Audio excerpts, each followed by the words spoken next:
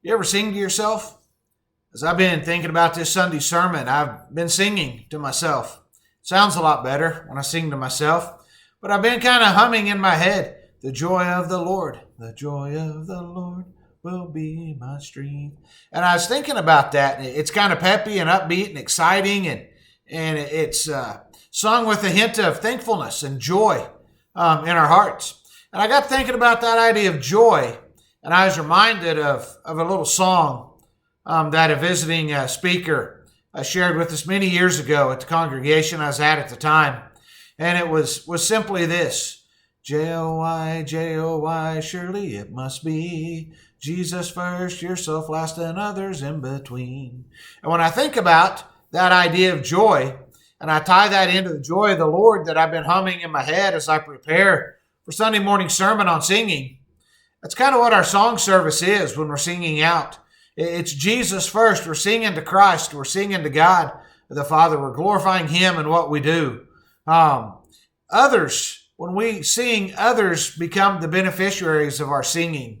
And they hear our singing. They hear the words that we're singing. They hear the joy that is coming from within.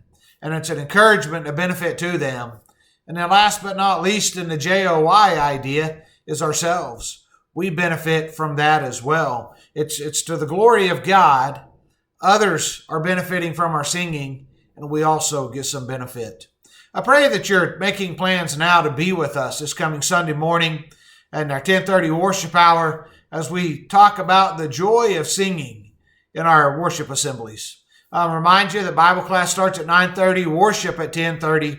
We'll be back on Sunday evening at 5, where we will be continuing our look at the book of Nehemiah.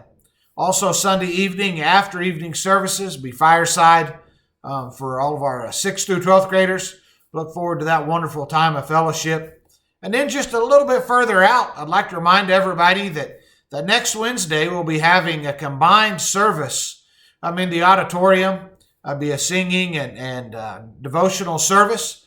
Everything will be focused and geared towards being thankful and the idea of Thanksgiving.